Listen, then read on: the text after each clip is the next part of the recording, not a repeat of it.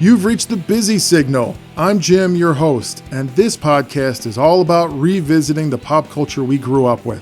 From the TV shows and movies we love, to music, commercials, and the moments that never really left us.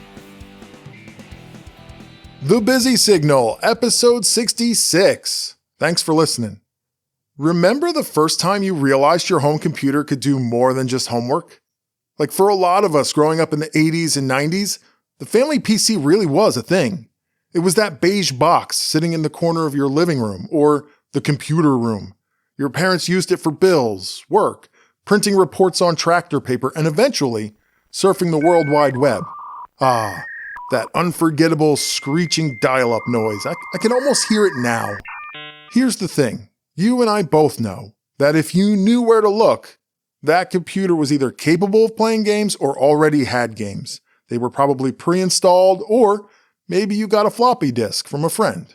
Unlike consoles, PC games felt a little different. They weren't always flashy or fast, but they were definitely creative, weird, and most certainly addictive. Sometimes they were the only thing standing between you and finishing your homework. Today we're diving into some classic PC games, and I'm not alone. Joining me is my buddy George, longtime friend of the show at this point. You'll remember him from several board games episodes and even pretty much all of the movie review episodes. We're going to be dealing with PC games that we grew up playing, not ranking them. They're in no order at all, so we're talking purely nostalgia right now. The look back is all about what we played back in the day that somehow managed to take over our afternoons and perhaps the occasional weekend. George, welcome back to the Busy Signal. What's up, Jim? Oh my goodness. Great to see you. It's great to see you too. And we're actually seeing each other. This is awesome. We are in the same vehicle, which is fantastic. We are podcasting from your car. That's right. That sounds so lame. Outside of a Pizza Hut, if it couldn't get any lamer. We are so cool, guys. In case you ever want to join the podcast life, man, this is what it's all about. We are outside of a Pizza Hut that supposedly, we haven't gone in yet, but apparently it's a retro Pizza Hut. That's right, with the red glasses. I expect the red cups. I want the chandeliers, the stained glass Pizza Hut chandeliers. I need my book it pin. Oh yeah, so you can get your free personal pizza. I'm expecting all of this. I'm going to be getting a personal pizza. I think I could eat a personal pizza in 3 bites. I haven't had Pizza Hut in forever, and I'll probably pay for it later because I'm old, but I'm all about this. So we're talking PC games. You were a PC gamer? I was. Actually, funny enough, I think I played more PC games than probably anything.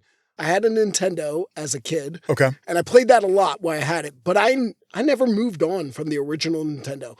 Like some people went to Super Nintendo and then PlayStation and Xbox. Like Nintendo was my wheelhouse. I played that, and then everything else I played for the rest of my youth and in college and even my early adulthood was on the PC. And to be honest with you, I do some mobile games now on my phone. So, and we're not really counting those, and that's not really in the scope of what we're doing anyway. Right. And to be honest with you, it's only been in the last year or so that I've even returned to the console. My son got a PS5 and we play Madden and 2K and stuff like that. But to be honest with you, almost all the video games I played as an adolescent and early adult were PC games. So I probably could speak more to this than I could a video game podcast. And I like that because I was a console person. I had the Nintendo, I had a Super Nintendo, I had a Nintendo 64. At one point in time, I had a Game Boy Color. Briefly, I probably had an Atari that I got like a yard sale for $10 at one point. I know I got a PS2 way after it was even gone, but I'm a console person. So my PC gaming experience is limited. I got into a little bit of some games towards the end of my college because we had a LAN. We were on the same network. So if it became a popular game, I'm like, oh, I'll check it out. And a couple were fun, but really whatever came stock on Windows was what I had. And that's where I'm going to start with what most people had in their homes. If they in fact had a home computer, we're going with Windows 3.0 Solitaire. Yes. Microsoft Solitaire showed up on Windows 3.1 in 1990. George, do you remember the first time you saw Solitaire on a computer? Oh, absolutely. And we played I played solitaire all the time. And the best part about solitaire was when you won, because what happened? It was the most satisfying thing ever. It was so amazing. I'm going to get to that. Okay. Back in 1990, so many people, if they had a computer at all, it had MS-DOS on it. So there really wasn't a graphical user interface yet, or as the tech people call it, a GUI. So it was all still text command, no mouse needed. And that's actually why Microsoft included solitaire, because it wasn't just like them giving us this free fun game. They were secretly teaching us how to use a mouse, because it required you to click and drag cards and drop them in certain places. And these were the exact skills you needed in order to navigate Windows, which was brand new. So did you ever find yourself playing solitaire when you weren't supposed to? Oh, yeah. Like that's all the time, right?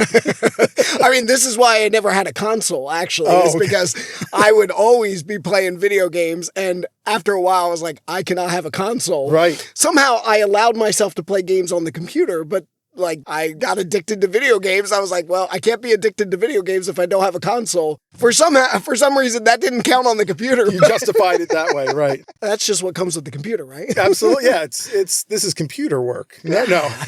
I'm writing a paper. Exactly. Click that little minimize. I know I did. I always had the solitaire up when I probably should have been doing homework or whatever else I probably should have been doing in the early 90s, because we did have a computer in our house that had, it was an IBM computer, and my dad had like an engineering program that he would use. So we had to have the graphical user interface so he could use that.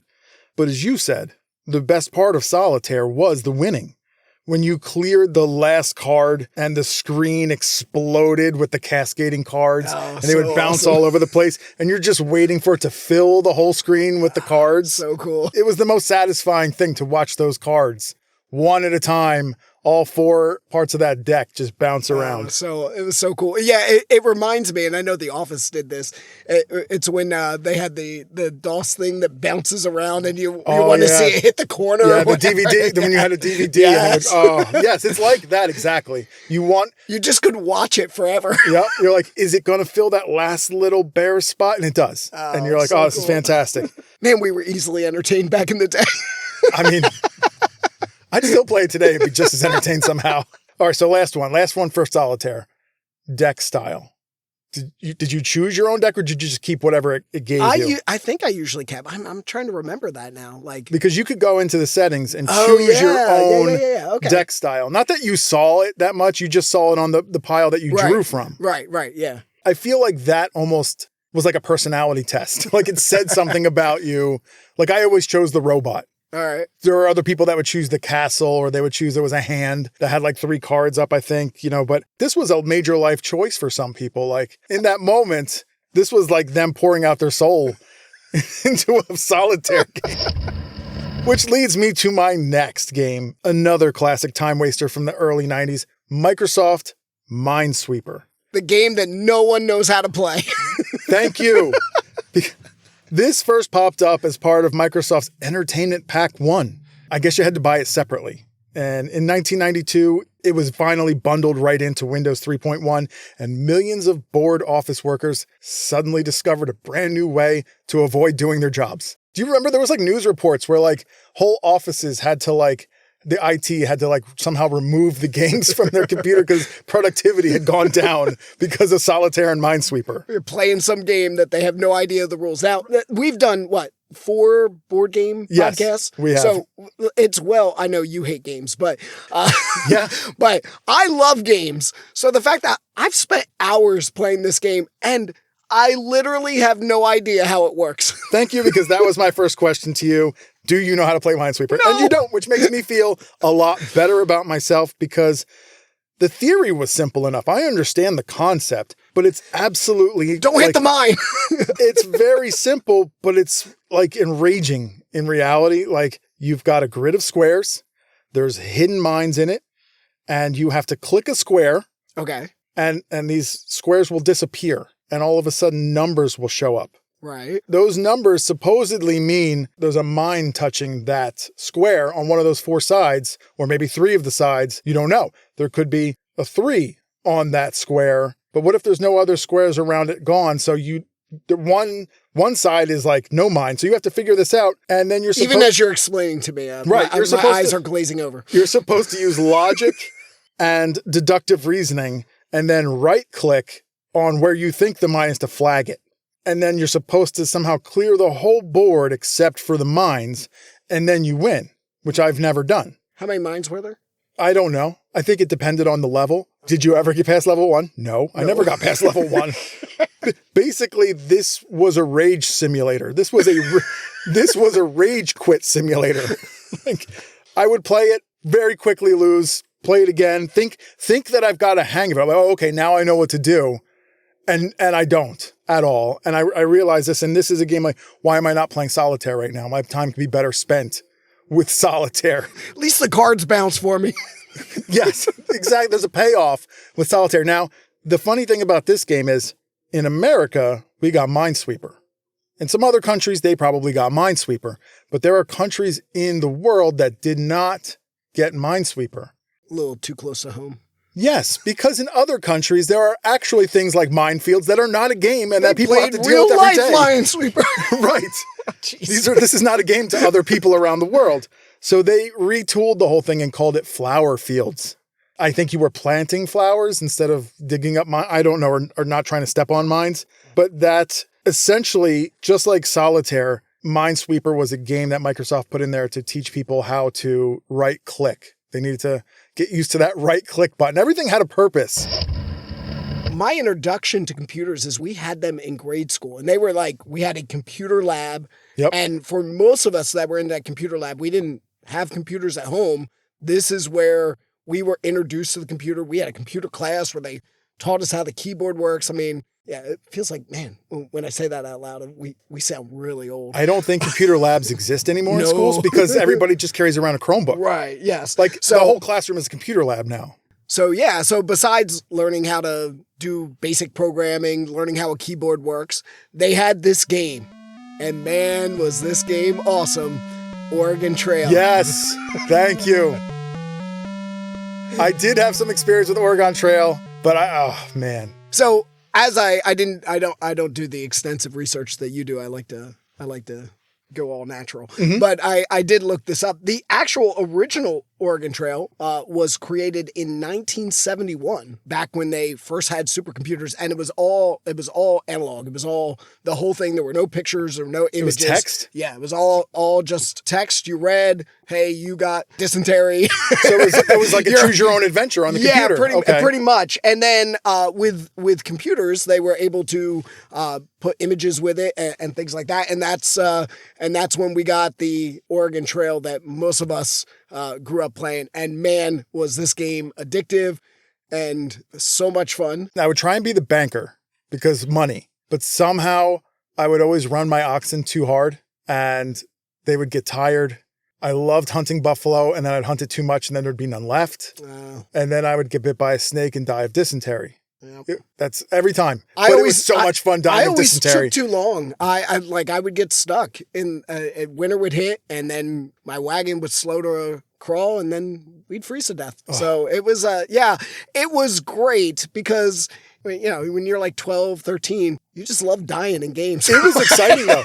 It was exciting. Are my oxen and my wagon going to make it across this river? And then there would be a small animation of the oxen in the river. It was funny. This Christmas, my sister-in-law, she has the Oregon Trail card game. And man, this game was so hard. Like, really? Yes, we played, the 6 of us played, and you just kind of go around. And like, we got 2/3 of the way there, and just everybody was dead. I was like, no, this is perfect. This is exactly how this ends. Yeah. Nobody ever gets to Oregon. Well, it makes sense. If it started out as a choose-your-own-adventure text-based game, yeah, it could definitely translate into a card game. So that's awesome. I loved Oregon Trail. Like, if we had computer class and we got done our typing tutor in time, like, you could play Oregon Trail, and that was fantastic. Yeah, we had Mr. Bond always let us play Oregon Trail. One more for me from like the early days. I tried to look this up and I couldn't really find the actual name of this game, but I don't know if you ever played these. I played a lot of these target games, and the basic premise is you'd have you and someone else would be on different sides of the screen. Sometimes there's a mountain in between and stuff like that. You have to put in the angle, the power, and then you would shoot something and try and hit the person on the other side of the screen. And you had to be like super precise on the angle, on the power of the shot, because if you'd shoot it too high or too far or too short, or you wouldn't have enough angle to get over the mountain. There were a couple different versions of this. I played one that had just 2 guns that were on this mountain. I also saw one where it's 2 gorillas. I've seen that one. That are throwing bananas at each other. It's the same game. What are we talking about here? We're talking about the predecessor to Angry Birds?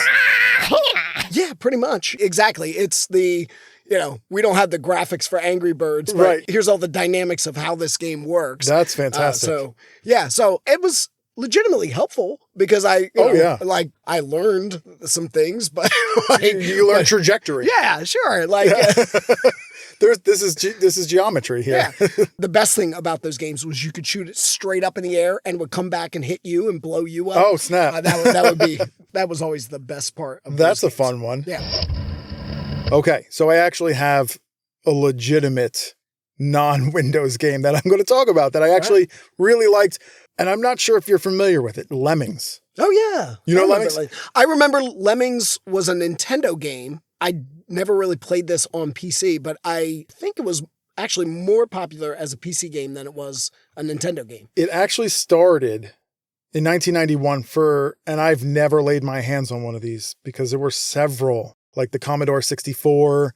This was the Amiga, which was like a computer, but a game system. Atari had these things, but it was later ported to pretty much every console from 1991, the Super Nintendo, all the way through PlayStation. And it's the most widely ported game, period. And I was obsessed with this game.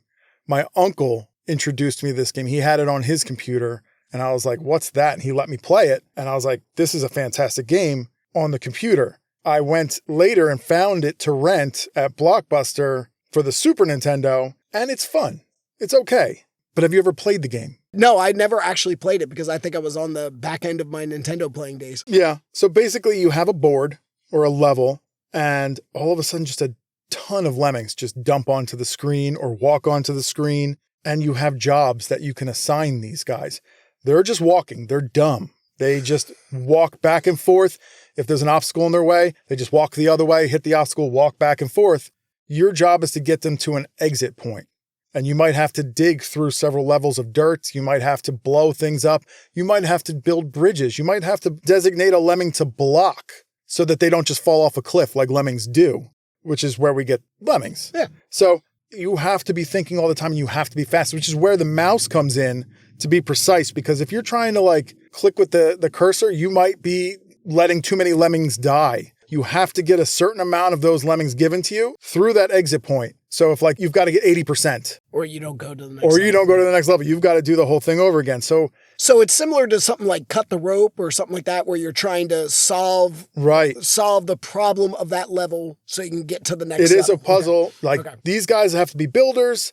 These guys might have to dynamite. And if you dynamite a guy, he blows up and a big crater happens in the ground. And you might have to use 2 or 3 guys to do that. You have to time it so that they don't accidentally walk out of the crater.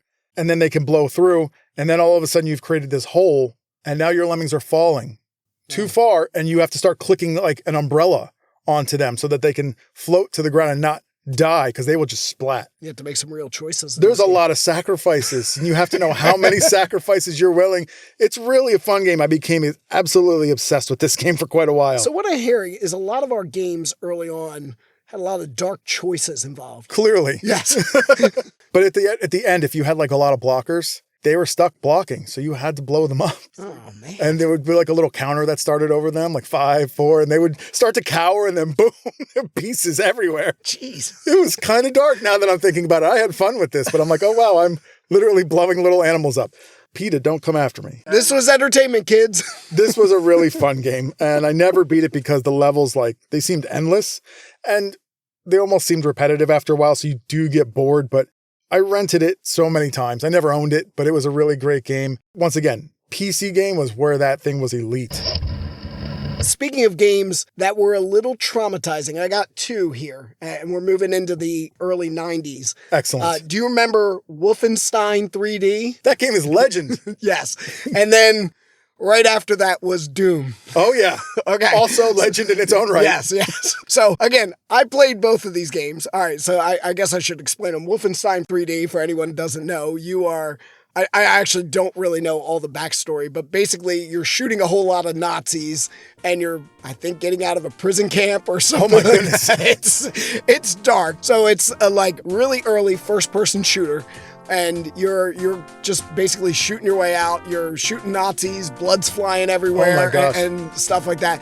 Again, for me, and for where computer technology is, these games were revolutionary. This was such a jump in technology and a jump in playability. And the graphics were so real at the time. You were getting different guns and going in these different rooms, and like the variety that was happening in these games was just something that you hadn't seen. And that's kind of why I played it. I don't really like shooting up games. I'm generally not a person who likes killing anyone, even Nazis. I know that's generally acceptable in our culture, but like, I didn't really like the game, but man, it was fun to play. And then I remember we were in computer lab in high school now. I was introduced to Doom.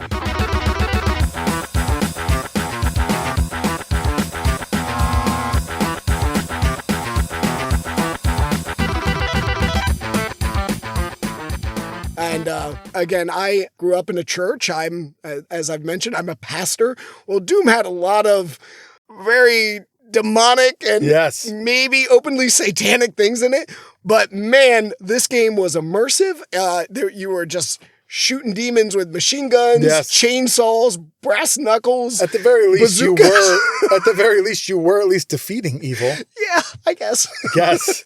But it was one of those games that I played, and I felt guilty the whole time that I played these games. Like, have you ever played games that you were like, maybe I shouldn't be playing this game? 100%. Okay. I never got to play Wolfenstein. I had been over friends' houses, and they played it. So I was like, that's really cool. But apparently it was so addictive that, like, nobody likes to share when they're playing Wolfenstein. So I never got to play it. Right. Doom, I definitely took for a spin a couple times and walked into a room and I saw some questionable symbols and I was like, oh, I don't think this game is for me anymore. I was just like, I have to walk away from this. Never once did I even think about bringing it into my house. Because I'm like, oh my goodness. It definitely wouldn't have made it into my house. But it was allowed in school, so Sure. I would roast some demons right back to hell. My goodness. Yeah, that game was intense, and then they made a really terrible movie of it, I heard, in 2005. Gosh, my boy was in that, The Rock. Yeah, I heard it's like the worst video game adaptation in history. Can it be any worse than the Super Mario Brothers with John Leguizamo? No, I was going to say that first Street Fighter was that was pretty tough, too. The first Mortal Kombat, I know it's like... At least I had the soundtrack. Yeah. Mortal Kombat! It is a cult classic, but man, it's brutal to watch. Yeah, Doom and Wolfenstein are 90s legends.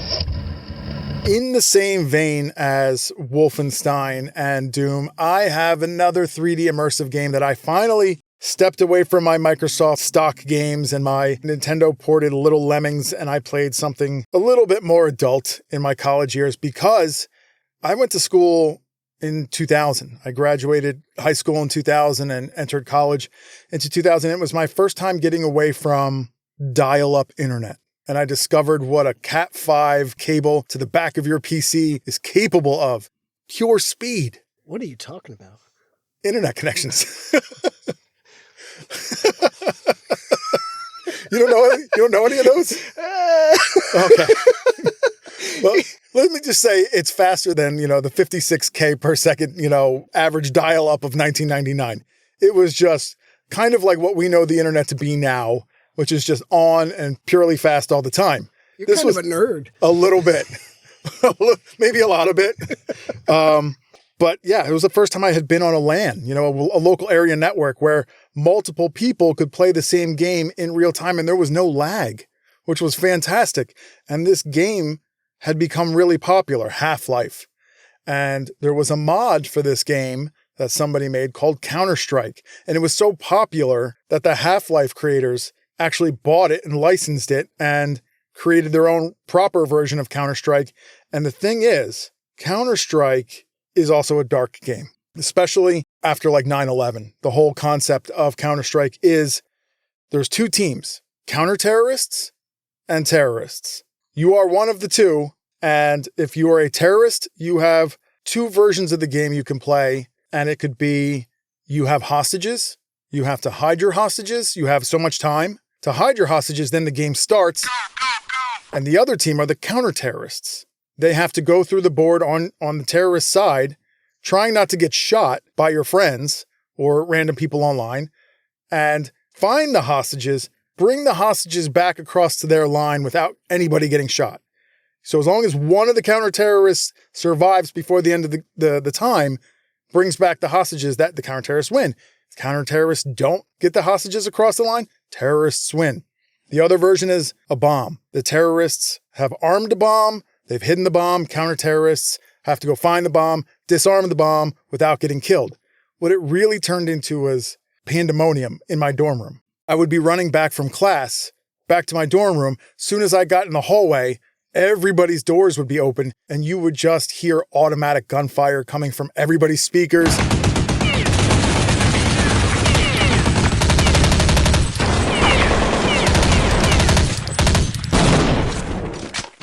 Somebody would go, oh, and somebody else would be down the hall, gotcha. It's just all this kind of craziness. Like, if you got good, you could sneak up from behind people and stab them, without being known. And you were we respected you. You were really good. Look out for that guy. If you weren't so good, you perched yourself up somewhere where you were a sniper. And we hated you for that because you had no skills at all. That's right. You didn't get yourself out there. You didn't try and finish the objective. You didn't do hand-to-hand combat. You're just a sniper. It's really a fun game at the end of the day. For the record, most games I play, I end up being a sniper. So. Oh. No, it sounds like it's basically capture the flag, right? Yes. Okay. Yeah, it is a very capture the flag. Eventually, we learned how to hack the game. Once you hack the game, you could download other boards. So we could play, instead of a desert or a burnt out building or a warehouse, we could play in a McDonald's, or somebody made a board for a Walmart. So you're going through racks of clothes looking for a bomb and trying to pop up and shoot terrorists. It was that's fun. Really a fun game. Oh, that's cool. And I guess that's what they're doing with modern games is users can build their own boards. Oh, yeah. So it's neat to see where these things come from. And it was cool. It was before the days of everybody's got a headphone set on playing and talking. Right. There was actually a chat on the side where you could talk smack to your friends after you came up from behind them and stabbed them in the back. Or you just lean out the door and be like, exactly. Gotcha. So that's Counter-Strike. Nice. Well, I'm going to go back. Obviously, Wolfenstein and Doom, I could not play in my home because my parents weren't a big fan of me gunning down demons or Nazis. Understandable. But there was a couple games that I could play at home, and that was like the sim games. Did you ever play Sim City or Sim Coaster or Sim Golf? All right. So I have a small story. I will not talk specifically about the game, so you can. But in 6th grade, I begged my mom to join the computer club. Ooh. Not to do homework, just purely so I could play SimCity. That's literally it. Every Wednesday I wanted to go and stay after school and play SimCity. Loved that game. The amount of time that we spent on computer games is a little staggering. Oh, yeah. I have kids now. My kids play video games, and I'm constantly frustrated with, the amount of screen time? Yeah. And I was like, you know what? It's probably not any more than... Well, think about level 8 in Super Mario when you've got that one really hard jump where you're on that little peg and you're trying to get... How much time did you spend trying to master that jump? And the sim games were terrible time wasters because you're just spending hours making roads and buildings and negotiating contracts. Yeah. Doing all this stuff. And then, I'm sure you remember this, you'd get your city up and running, you're doing great, and then a tornado would come, or an earthquake would come, or aliens would come and start abducting people, and then people want to move out of your city. You're like, no, wait, the game itself, just when you got to the point where you got everything synced, you got all the right buildings, you got everything, would come and do something that would just throw your game into chaos. So what was the toughest thing for you to deal with in SimCity? The toughest thing to deal with, I never encountered the aliens.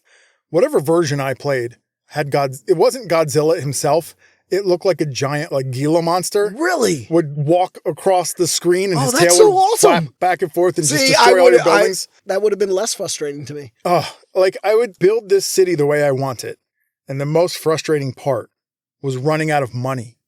Would they give you an offer like you could build a casino or something like that? Maybe, but really what it came down to was you needed more people in your town to pay taxes. Now, you could only get a certain amount of taxes from the certain amount of people you had, so you needed to attract more people to your town, so you've got to build parks. Now, people will move away if the crime goes too high, so now I've got to have cops.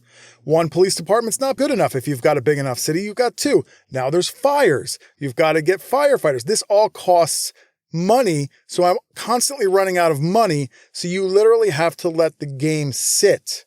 If you're on Super Nintendo, you can't turn it off. So you have to like turn your TV off, put something in front of the Super Nintendo, like the little red light that tells you it's on. So, and hope that your mom doesn't find out and turn it off on you so you can let your taxpayers keep paying tax over time. I think in the game, you could turn it off and come back, a day later. Like it was like real time almost. Is this the first game we played that didn't have a pause button? Oh, it might be. Yeah, because you needed time to go by. Yeah. Like there's no pause button. That fire kept burning. I know. I get so annoyed with my kids because they're like, "We can't pause it, Dad." I was like, "No, there's a pause button. Yeah. It's dinner time. Pause it." Like we can't. All right. Well, to be honest with you, SimCity was not my favorite sim. Okay. My favorite sim was actually Sim Golf. Really? Yes. This is the one that I spent the most time on. You got to build your own golf course, and same thing. You had to get money, and you had to get members to your golf course, and you'd start with like 3 holes, and then you'd get up to 9 holes, and finally an 18-hole golf course, and you could redesign your golf course. So like you could put water around it, make these and you'd actually get awards if your hole was dynamic enough. It'd be like, oh, this is a top 10 hole in America and stuff like that. Yeah. And it would build the prestige of your golf course, and people would pay more and membership and stuff like that. And then the best part of this is you could actually play your own golf course. Oh, that's cool. The payoff is cool. Yes, it was so cool because then that is cool. Yeah, so you would play it, and you're like, dude, this is a par 5, and it takes me 8. So I was like, all right, this hole needs to be adjusted and stuff like that. Yeah, it was. So you're in for the long haul with that one. Yes, I think I played this game routinely for over a year. Wow. For me, Sim Golf was there were the tons best of the Sims. Yeah, oh yeah, there was many of them. Like a roller coaster. Like yep. My favorite for that, I didn't play it a lot, but I would build a roller coaster right up against the lake and then not finish the roller coaster and watch it jettison all the people into the lake in the cars. It was great. Play some dark games. Yeah. So what do you got next? I used to play a bunch of these Civilization games. I think there was I think the franchise had Civilization 8. And then there was another one, Age of Empires. And these were like 90s games. Okay. Where, you start out as, usually you're starting out with this person living in a cave with fire. And then, you start building a city, you start building a civilization. It's a little bit like SimCity, but it was, instead of just the city, you're building this whole civilization, you're adding culture, you're adding military, you're adding all these kind of things. You're building a world. And then eventually you run into other civilizations, and then you got to go to war. You have to go to war. So okay. I played a couple different versions of this through the years, but I generally enjoy the world building thing. Here's the thing that I've noticed. We've done several board game episodes. We're now doing this. And there's one theme that runs constant for me is you have patience and I do not. That may be true. I would not have patience for Monopoly. I would not have patience for Civilization. I need solitaire. I need a very quick game. I don't need to think about much. It moves fast. I could play it again several times within an hour. Let's shoot somebody and move on. Right. Counter-Strike, like if I die, great. It's usually over in another 3 minutes and I'm back in the game. Like Civilization sounds like it's more thought than I can afford because I would just make such bad choices probably and just rage quit that too.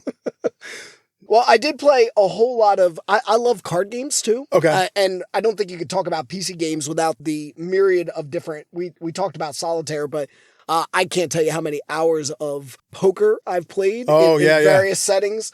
I love spades. So there's all kinds of... that is one of my favorite games. Yes, Spades? I love spades. Once again, that's a quick game. Yeah.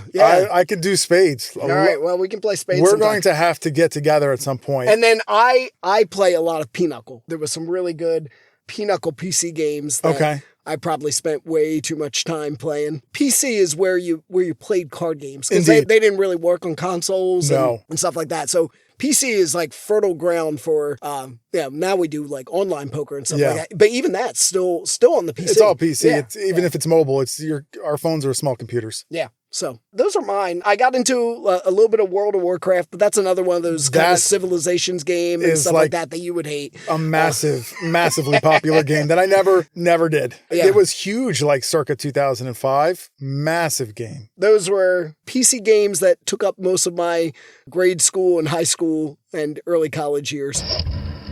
So I've got 2 honorable mentions. I don't need to go deep into them because we're running long already. And I want pizza. Me too. But I have to mention this. I would be remiss if I didn't mention Space Pinball. Oh, yeah. Do you remember? It's a stock Microsoft game. And it came in, I think, Microsoft XP. I think it was originally an actual commercial game called Full Tilt Pinball. Yes. And the Space Pinball part of it was only one board. There were 3 boards. And Microsoft licensed one of those boards that you could play. And now, if you were bored, and it's like the year 2000, 2001, Space Pinball was probably one of the more solid pinball games I've ever played for the PC. Right. And there were tons to choose from since the 80s. Yeah. This Space Pinball was so much fun. I probably wasted way too much time on it. But did you know there were cheats? No. There are cheats for Space Pinball. Come on. No, but... Well, I mean, I guess you can't like bump the thing. I love exploiting games. Yeah. I do. If there's an exploit for the game, I will do it. But you could type hidden test, and during gameplay, the ball would follow your pointer. So you could direct the ball and totally cheat. But the ball would just follow your pointer and you could tell it where to go. Or you could type max and you'd be promoted because technically you're in a space program, which is kind of military. So you have to work your way up during this pinball game and you could automatically be promoted to admirable. Or no, I'm sorry. You could automatically be promoted. Delectable. You could automatically be promoted to All right, we're going to get a bonus blooper. reel. We're going to get a bloopers reel out of this one. You could automatically be promoted to How do you say that? Admirable? No. Admiral. You could automatically be promoted up the rank to the highest officer. I'm going to try. Admiral. Boom. There it is. You could automatically be promoted to Admiral in the game, and the game never gets included in any other Microsoft operating systems past XP because the game was never updated in order to handle a 64-bit hardware system. Windows XP was it. You could probably go online and emulate it, but sometimes I just miss Space Pinball. Like, those were simpler times. Yeah. No, it's funny. I went into an arcade with my boys the other day, and I walked over to the pinball machines. I didn't play the video games. I was like, dude, they got pinball here. So I walked into a pizza establishment in another state. You eat a lot of pizza, Jim. Oh, I love pizza. Me too. It's a problem. I think we got pizza on the mind now. Yeah. But we walk into this and there is a Lord of the Rings 2003 pinball machine in there. Ooh. I'm not even like super into Lord of the Rings, but I can respect how amazing this pinball machine. It had all the bells and whistles and ramps. Awesome. It was cool. I love a good pinball game. Do you ever play the Addams Family pinball game? Yes. That's a fun one. Oh, yes, I have. That's a great one. All right. So last one, honorable mention. We're going all the way back to Windows 3.0 because I'm not a PC gamer. So literally I trolled through all of Windows to find all those games back in the day. Ski Free. Are you familiar with Ski Free? No, I don't remember this. Maybe I'll remember as you talk about it. Okay. So Ski Free, like I said, Windows 3.0, literally an unbeatable game. It's an auto scroller. So you are skiing down a hill and the hill keeps going up and up and up while you're staying in the middle of the screen, but it looks like you're skiing down. Okay. So you have to avoid trees. You have to slalom through the little slalom flags and you have to hit jumps. The jumps make you go faster. You hit a tree, you crash. You might go faster if you hit the slaloms properly. But if you go any amount of time, like you might be going for like 2 minutes and you're like, yeah, I've got the hang of this. Out of nowhere, trounces this gray, abominable snowman. There's no way to beat him. You cannot outski him. He will come. He is coming for you. He grabs you and eats you. That's awesome. There's no beating this game. It is the only game I don't mind losing to because the animation for it eating you is hilarious. Oh, that's great. So that is a top tier game. It's probably like for PC gamers back in the day, probably your first jump scare when you don't expect the abominable snowman to come at you and you're like, oh my gosh, no. And then you realize there's no way he's coming at you. He's going to get you. It's great. All right. As you were saying that, I thought of one more game I got to talk about. Okay. All right. I remember, I love sports games. The one PC sports game that I remember, I played a bunch of them, but a lot of them were stuff that was also on console, so I didn't really talk about it, there was an early version of golf. Okay. And I still say this today. You would hit it, and if you hit a tree, the announcer would say, looks like you hit the tree, Jim. Okay. And every time I go golfing, every time somebody hits a tree, it doesn't matter if it's my dad, my kids. Looks like he hit the tree, Jim. There is a golf game that I quote with my wife all the time. And now I know that it was a PC game, but it was ported from an arcade game because it had a roller ball. Right. And like that's Golden Tee. Golden Tee golf. My gosh, the quotes I still have with my wife. That's wet. You know, when it goes into the water or when you go into the trees, get the chainsaw. We still quote this to this day. I love Golden Tee Golf. It's a great game. Golden Tee Golf 98 was like peak though. Great game. I loved playing it on PC. It was really good in the arcade as well, but PC is what I had.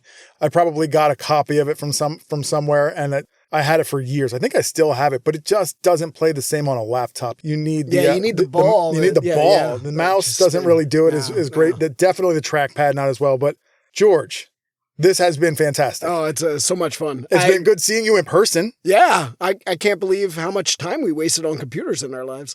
And we just wasted a little bit more right here. Thank you, George, for talking PC games.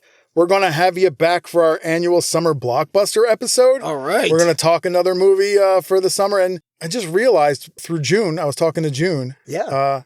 It's going to star the same person that it did last year. Oh. Different movie, same person. All right. And they might be a little controversial these days. No, it might be. It's not going to stop me, though, because the movie was great. Yeah, the movie was awesome. So thank you again for talking PC games with me. Let's go get some pizza, dude. Yeah, let's go eat. Later.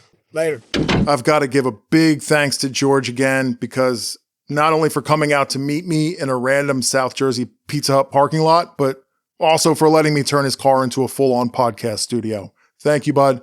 Honestly, this was just a really fun episode to do. It's not often or at all that I get to sit face-to-face with a guest on the show, so it was really great to hear George talk about growing up with some really classic PC games. Especially since my gaming experience on the computer was all Microsoft Windows games. But not gonna lie though, Solitaire and Minesweeper were actually way more interesting than I thought they would be. And if you want more of this kind of nostalgia, head over to Instagram and follow @BusySignalCast. There's a ton of retro content going up over there every day. Don't miss your daily shot of nostalgia, clips, commercials, all kinds of stuff that take you back in the day. Drop a comment and say hi. I read it all. So if something really stands out, it might just end up on the show. And if you really liked this episode, make sure you're subscribed on Apple, Spotify, or wherever you get your pods. And if you can, leave a 5-star rating or a positive review on Apple and Spotify. It really helps more people find the show. Well, that's it for this one. I'm going to go fire up the old Apple II and play some Oregon Trail. Thanks for hanging out. Catch you later. Once again, I'd like to say thanks for listening. And as always, you can listen to The Busy Signal everywhere quality podcasts are streamed. Hit the subscribe button to have a new episode delivered directly to your favorite device every other Friday. If you really like the show, leave a 5-star rating or a positive review on Apple and Spotify. That lets everyone know to come check out what you already think is awesome. You can also head over to Instagram and follow @BusySignalCast for even more retro-nostalgic content. I share a good amount of stuff over there that isn't mentioned in the show. While you're there, say hi in the comments. Don't be shy. And until next time, remember, reach out and touch the past.